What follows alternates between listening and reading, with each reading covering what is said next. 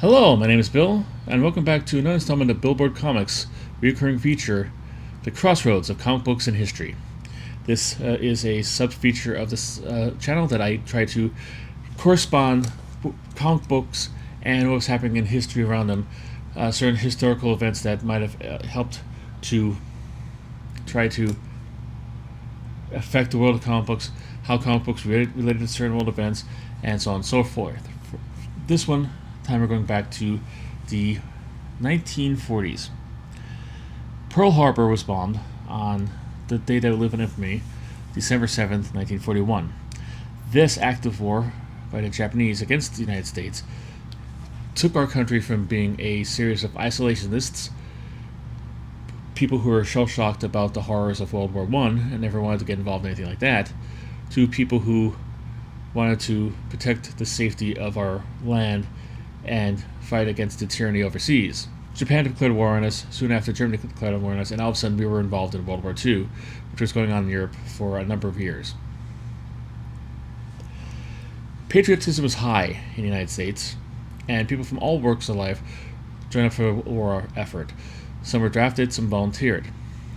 And some had names that appeared at the top of your movie posters in your local hometown. People like Jimmy Stewart. He joined the Air Force in 1941, and he ran on a number of combat missions. Clark Gable, even at 41 at the time, signed up for the war effort. Henry Fonda joined the Navy. Kirk Douglas, Paul Newman, even Mel Brooks joined into the war effort from Hollywood. Tried to lend a hand to try to end the war and stop the spread of fascism and tyranny across the country and the world. However, this is about the comic book industry, and the comic book industry was not at all left out of this. A lot of the biggest creators, the most important creators in comic book history, decided to contribute to the war effort in the best way they knew how. Stan Lee was a man who signed up for the war effort. He was stationed in the United States, however. He started off with he was with the Army Signal Corps. Lee started off repairing telegraph poles before he got a job writing instructional manuals to the troops and the people who were serving in the military. Same thing happened with Will Eisner. Will Eisner is one of the greatest creators in the world. He created Sheena, the Jungle Queen, and also, more famously, The Spirit, one of the most important comic books to come out in the 1940s. Will Eisner was drafted in the Army, and instead of going overseas and finding out, he stayed stateside, and like Lee eventually did, he ran into the skill and art of writing manuals for the military. Basically, he did help out, his specialty was preventative maintenance. Basically how the soldiers in the field and at barracks can keep their tanks and guns in tip-top fighting shape, which is a very important thing in the war effort. You don't want to be in the front lines and have your gun jammed because you forgot to clean it.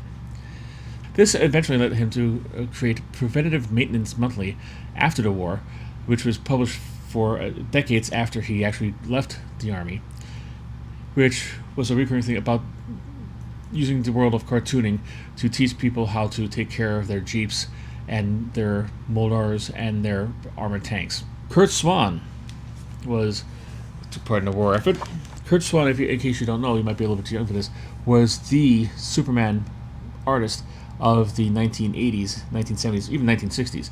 He was synonymous with Superman. If you picked up a Superman comic book from 1960 to 1980, you saw, more often than not, Kurt Swan's artwork. The other artists did it too. Ross Andru was an artist on there, and that's it. But he was the definitive Superman artist. He joined up as part of the Minnesota National Guard, and he actually was sent overseas to work.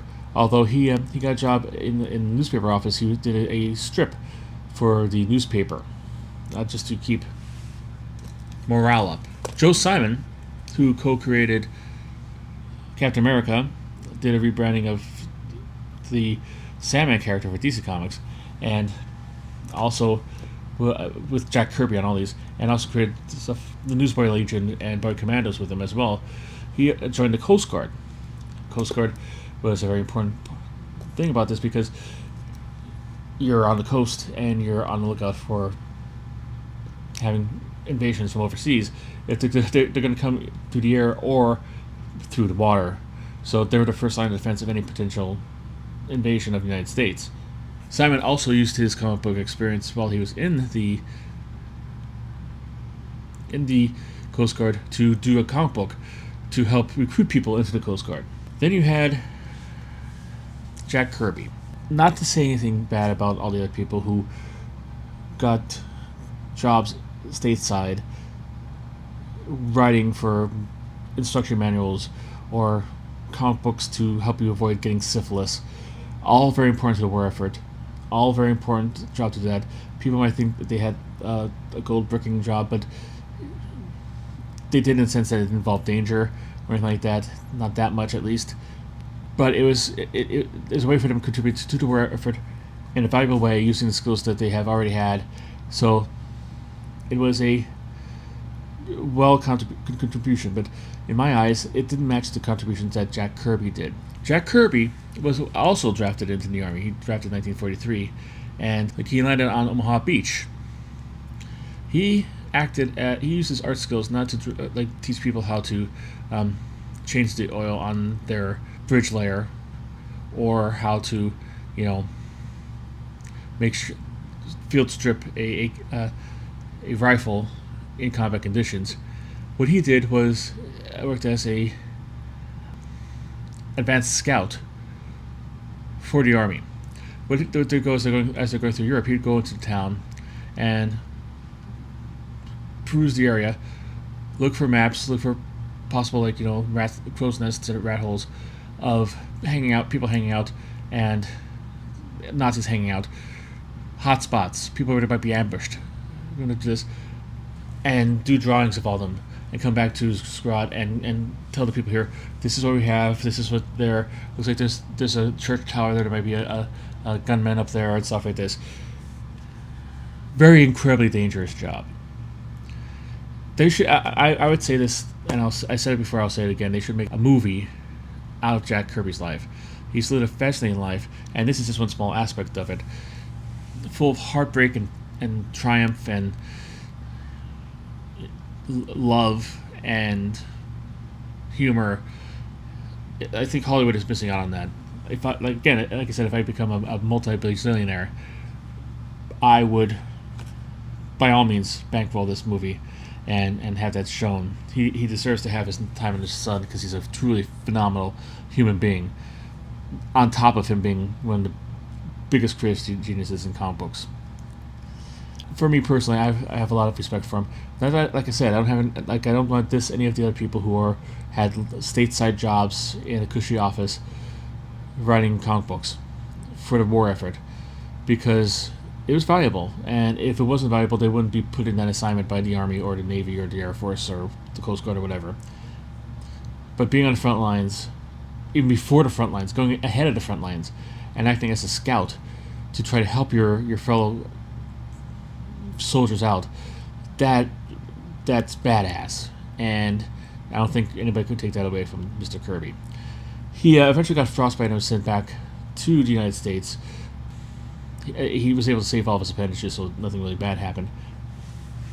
But that's his heroic contribution to the war effort. And he's not the only one. There's a lot of the comic book artists from EC Comics were World War II veterans.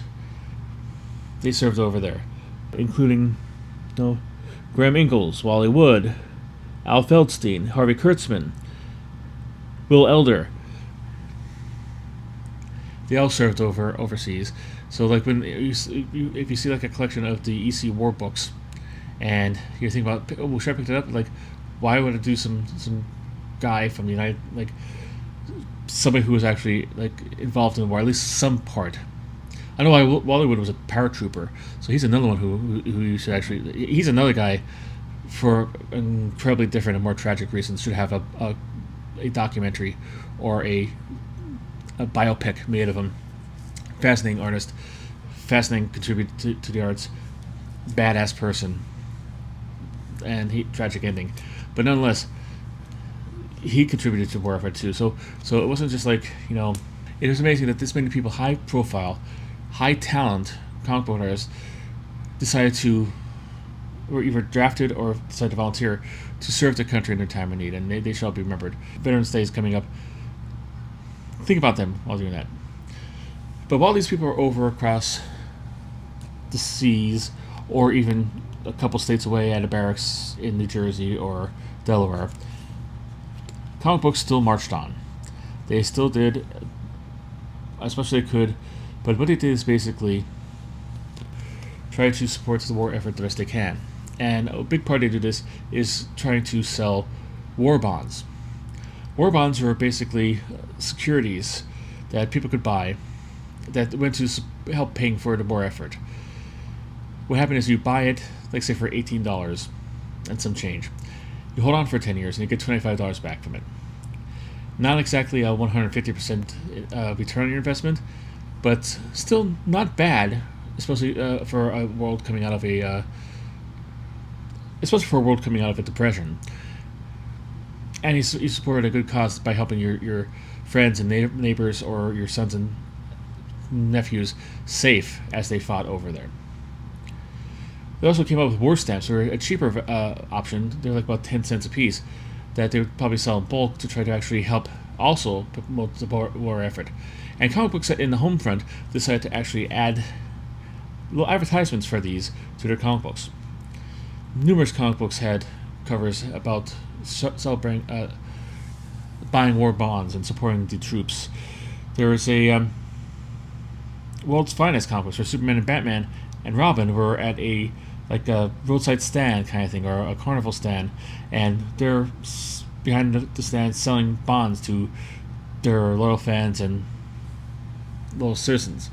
There's another one where they have like a big cloth, like a big sheet with holes cut out of it, saying about buying war bonds, and they're throwing baseballs at Hitler, Mussolini, and Tojo.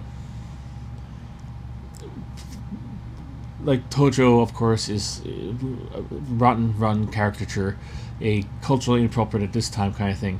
But at war, he was the guy who killed a whole bunch of people, so people were making him look like a evil monster. But if you look at the cover, Hitler and Mussolini didn't really fare much better. I just love that cover because if Superman hit them with the ball, the war would be over. And because all you have, like, it hits Mussolini in the head, and all you have left is a bloody pulp. Who cares if the train's right on time? His train is done. But I digress. There's also interior stuff. There's Captain America saying about, like, did a whole story about what would happen if tyranny ran over across the land, and like Bucky asked him, what could I do? Well, what can we do to stop this? Well, you could buy war bonds or war stamps. It was heavy into propaganda. It's helping and stuff. This, and they're reaching out, like, at the time, like, didn't kids buy these stuff? Yes, kids were actually part of the war effort in World War II. Not like they were going overseas and buying a gun, but they would do collection of, like recycling drives, and try to raise money for stuff going over there.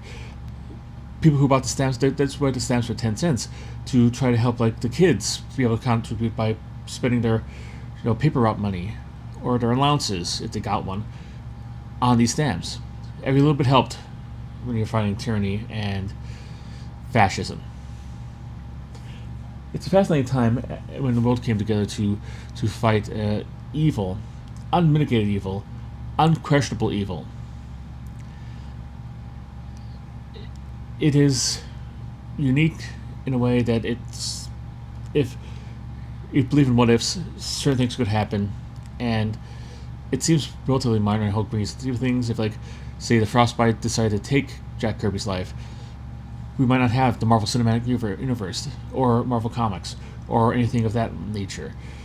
If anything could happen, like if the comic books didn't advertise war bonds, maybe might have sold as much, and the war might have lasted longer, or it might have been a less successful outcome.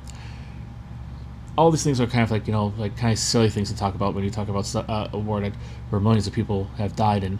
However, that's besides the fact. We should honor these brave veterans and brave people who put aside their living their job that they loved to go over and answer the call to draft or answer the call of just volunteering and help fighting the fascism, as every good American should. All right, that's it for now. If you have any other stories from like comic book creators or comic book issues in around 1942 that you could add, put it in the comments. I'd like to create a community of this to help me make this. It helps with research, that's for sure, and it will be, really greatly appreciated. If you like this one, you made it through this far, hit the subscribe button and like button. Share it if you like to. Every little bit helps. I'm trying to grow this higher and higher and higher and further and further and further. So please, by all means, share this video. All right, I hope you found this useful. I hope you like it. There'll be another one coming up next week or two. We'll see. I might move this back to bi-weekly just to see how it goes. But until then, keep on collecting.